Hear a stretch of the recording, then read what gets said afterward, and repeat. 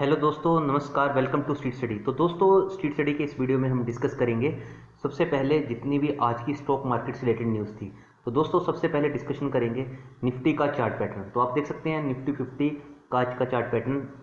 तो basically Nifty 50 आप सभी को पता है, 50 जो मोस्ट स्ट्रॉन्ग कंपनीज होती है बेसिकली उन्हीं को निफ्टी 50 में रखा जाता है, इन्हीं का ये बेसिकली चार्ट रहता है। तो आज देख सकते हैं आप निफ्टी का जो ओपनिंग थी 11,540 पे थी, हाई भी उसी टाइम था 11,568 के बाद। उसके बाद आपने देखा निफ्टी में लगातार गिरावट आई, 11,400 का लेवल के आसपास आने वाला था। आप देख सकते हैं 11,383 के आसपास इसने लो लगाया। फिर उसके बाद ये फिर से इसमें आपने देखा एकदम से तेजी आती हुई देखने को मिली, और जो क्लोजिंग है निफ्टी की वो भी आज देख सकते हैं 11,440 के आसपास है। तो दोस्तों, अभी भी निफ्टी का जो सपोर्ट है 11,300 के आसपास है। अगर ये एक बार 11,300 से नीचे जाता है तो हमें इसमें काफ़ी गिरावट आती हुई देखने को मिल सकती है। तो दोस्तों, बेसिकली न्यूज़ डिस्कशन करेंगे अभी कौन कौन सी मार्केट में न्यूज़ चल रही है मार्केट आज में।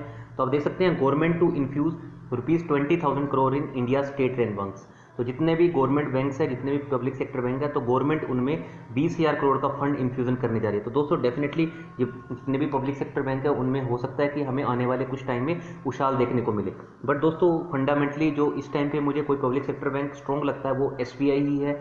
मुझे पर्सनली ऐसा लगता है कि SBI बैंक ऐसा बैंक है जो हर रिटेल इन्वेस्टर के अकाउंट में आपको देखने को डीमेट अकाउंट में डेफिनेटली मिलेगा।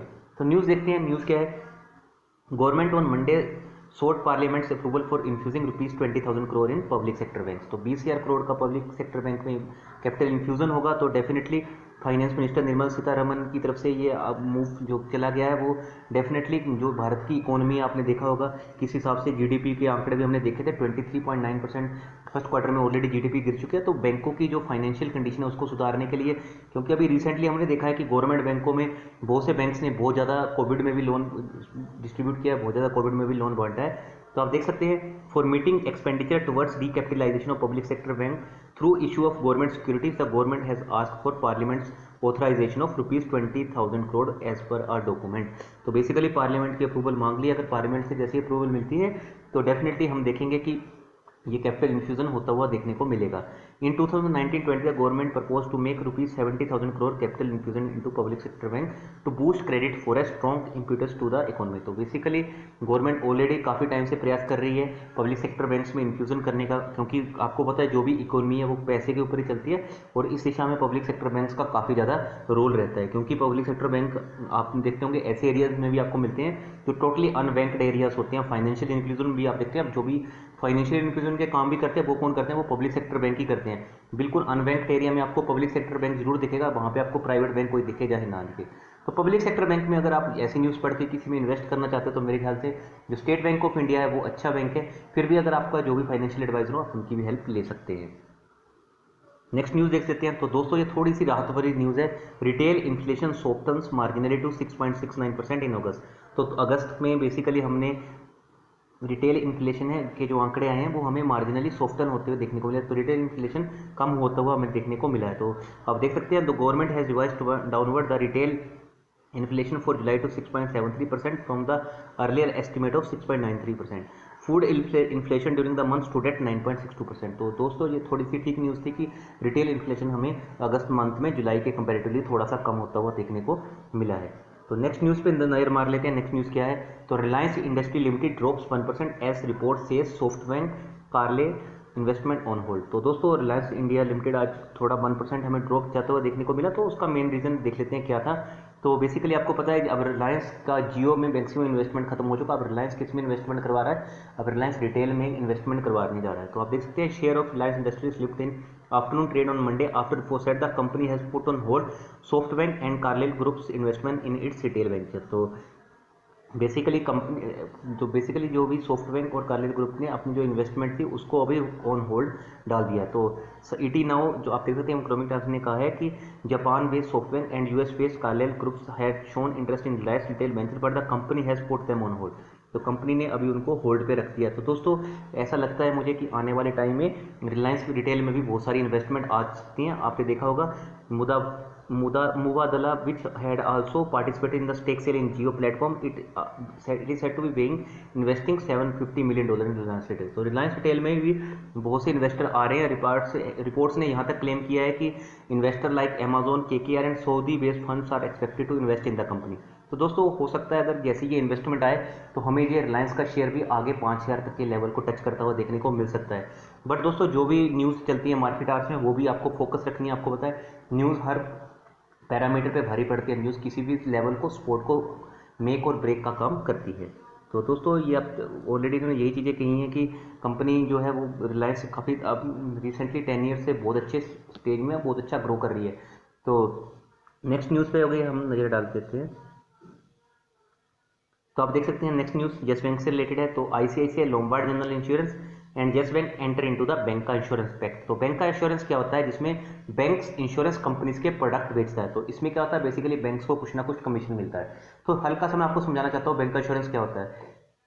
सपोज करो आईसीआईसीआई लोम्बार्ड जनरल इंश्योरेंस का कोई इंश्योरेंस का प्रोडक्ट है, अगर वो येस बैंक बेचता तो इसमें येस बैंक को कुछ ना कुछ कमीशन मिलेगी, ठीक है। अगर अगर आप सपोज करो अगर येस बैंक कोई लोन बेचता है तो लोन देने पे क्या होगा, उसको इंटरेस्ट मिलेगा लोन का, बैंक को ही फायदा होगा। बट कल को अगर एनपीए हो जाता तो बैंक को क्या करनी पड़ती है, प्रोविजनिंग करनी पड़ती है, ठीक है। तो यहाँ पे अगर इनको जनरल इंश्योरेंस से जो पैसा आएगा वो तो इनका प्योर प्रॉफिट है, उसमें तो इनको कुछ करना ही नहीं है।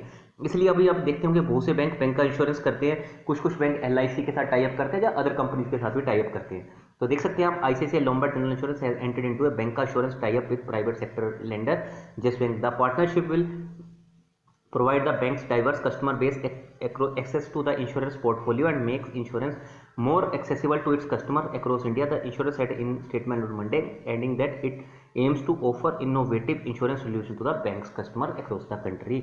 तो डेफिनेटली ये जो बिजनेस लाइन का आर्टिकल है ये डेफिनेटली येस बैंक के जो शेयर है उसमें थोड़ी सी तेजी ला सकता है। बट फिर भी आप येस बैंक में अगर इन्वेस्ट करने का सोच रहे हैं तो आपको क्या करना चाहिए, आप उतना ही इन्वेस्ट कीजिए जितना आपको लगता है कि कल को अगर वो पैसा आपका डूब भी जाए तो आपको दिक्कत ना हो। क्योंकि अभी येस बैंक का शेयर आपने देखा होगा रिसेंट टाइम्स में पैनी स्टॉक बना दिया गया है। आप देख सकते हैं वैसे तो इकरा ने भी अपग्रेड किया रेटिंग ऑफ येस बैंक, तो इकरा भी अपग्रेड कर चुका है येस बैंक की रेटिंग, और ये भी रिसेंट न्यूज़ थी। तो येस बैंक काफ़ी आप देख सकते हैं काफ़ी ट्रेंडिंग में, काफ़ी फोकस में। फिर भी आप इसमें कुछ इन्वेस्ट करने का सोच रहे हैं तो उतनी ही क्वांटिटी आप इन्वेस्ट कीजिए जितना आपको लग सकता है कि कल को अगर वो जीरो भी हो जाए तो आपको रिस्क ना हो, ठीक है। तो इसके बाद दोस्तों कुछ हम न्यूज़ देख लेते हैं अभी, कुछ जो मिड कैप स्टॉक्स और स्मॉल कैप स्टॉक्स देखेंगे अभी हम। तो दोस्तों आपको पता है जैसे कि सेबी का सर्कुलर आया हुआ है, सेबी ने रिसेंटली सर्कुलर दिया था कि आपको लार्ज कैप में ज़्यादा इन्वेस्टमेंट नहीं करनी है, जिनका भी लार्ज कैप में ज़्यादा इन्वेस्टमेंट है वो स्मॉल कैप और मिड कैप में करेंगे, और इनमें भी कम से कम मिनिमम 25% इन्वेस्टमेंट होना चाहिए स्मॉल कैप और मिड कैप में। तो बेसिकली जो मल्टी कैप के लिए जो सेबी का सर्कुलर आया उसके बेस पे हम देख लेते हैं कि कुछ जो टॉप परफॉर्मिंग जो मिड कैप स्टॉक्स हैं वो कौन कौन से हैं। तो ये भी देख सकते हैं आप, मैंने ईटी से ही लिए हैं सारी चीज़ें। तो आप देख सकते हैं टॉप मिड कैप स्टॉक्स जिसमें FII holding is greater than DII. तो सबसे ज़्यादा है आप देख सकते हैं Tata consumer 19.5%, next is L&T Infotech 9.76%, आप देख सकते हैं एफआई होल्डिंग 9.76 है, वहीं डीआई होल्डिंग 5.2% है। Next is Alkem Labs 3.5% and DI holding 7.9%। Vodafone Idea FII holding 7.19% और डीआई होल्डिंग आप देख सकते हैं 2.75%, और जुबिलेंट फूड वर्क्स 36.2%, 11.8%। तो दोस्तों ये पांचों शेयर्स हैं, पांचों शेयर्स मुझे टॉप के शेयर्स लगते हैं, आप देख सकते हैं। बट इसमें से जो एक रिस्की स्टॉक है वो है वोडाफोन आइडिया। तो वोडाफोन आइडिया में अगर आपको मैंने एक बार कभी इन्वेस्टमेंट करने के लिए बोला तो आप पहले मेरी कोई भी वीडियो उठा के देख लेना, जो ये शेयर पे 30 पैसे के आसपास था, जब गूगल की न्यूज़ आई थी तब मैंने इन्वेस्टमेंट करने को बोला था। अगर आप उस लेवल पे इन्वेस्टमेंट किया होगा तो डेफिनेटली आप अच्छे प्रॉफिट में अभी बैठे होंगे। तो अभी के लिए आप थोड़ा सा इसमें अवॉइड कर सकते हैं जब तक इनकी एजीएम नहीं आती है। तो बाकी अगर आपको लगता है तो आप अपने फाइनेंशियल एडवाइजर की भी मदद ले सकते हैं। पर इन जो 5 कंपनियों में से मुझे जो 4 कंपनी अच्छी लगती हैं, सबसे पहले नंबर पर मैं बोलना चाहता हूँ Tata consumer, second in L&T infotech, third is Jubilant food works, और चौथे नंबर पर मैं रखूंगा एल्केम लैब्स को। और वोडाफोन आइडिया तो आपको पता है एक पेनी स्टॉक बन चुका है। Next is top small cap stocks. तो स्मॉल कैप स्टॉक्स टॉप कौन से हैं जिनमें एफआई होल्डिंग थोड़ी सी ज़्यादा देखने को मिलती है। तो इंडिया मार्ट इंटरमेश बहुत शानदार कंपनी है, 4,000 के आसपास चलने वाली कंपनी है। Next is Laurus lab 16%, Dixon Tech आप देख सकते हैं 12%, दीपक नाइट्राइट। तो मैंने दीपक नाइट्राइट एक बार सजेस्ट किया था 450 के लेवल पे था ये कि अच्छा स्टॉक है, अगर आप उस लेवल पे अगर बाई करके बैठे होगा तो बहुत शानदार प्रॉफिट में होंगे। इसके बाद नवीन फ्लोरिन, तो ये भी बहुत अच्छी कंपनी है 19.41%।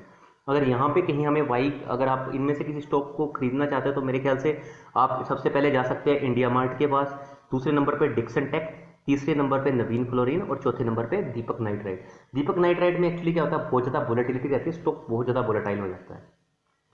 तो नेक्स्ट न्यूज़, तो ये ईटी की ही न्यूज़ आप देख सकते हैं। Telecom company Vodafone Idea recently rebranded at Vodafone Idea. Vi has become the co presenting sponsorship of in IPL 2020 along with the gaming company Dream 11। तो ये ट्वीट आप देख सकते हैं कि ईटी का इन्होंने बेसिकली वोडाफोन आइडिया जो है वो को स्पॉन्सर बन चुका है आईपीएल के लिए। तो शानदार न्यूज़ है वैसे वोडाफोन आइडिया के लिए, बट वोडाफोन आइडिया आपको पता है एक पेनी स्टॉक है। अभी भी जो भी उनकी एजीएम होती है उसमें क्या चीज़ें खुल के सामने आते हैं, वो सारी चीज़ें भी हमें हमें देखनी होगी। पर अगर कोई रिस्की ट्रेडर कोई रिस्क लेना चाहता है तो वो चाहे तो इसमें 100-200 क्वांटिटी से स्टार्ट कर सकता है अभी भी, बट उतना ही पैसा अपने को लगाना है जितना आपको लगता है अगर वो जीरो भी हो जाए तब भी अपने को लॉस ना हो। जब ये 8 रुपये के लेवल पे था तब भी मैंने यही चीज़ बोली थी, आप उतना ही पैसा डालिए, चाहे 100 शेयर या 200 शेयर। अगर वो कल को अगर वो 0 रुपये भी आपकी इन्वेस्टमेंट हो जाए तो आपको रिस्क ना हो।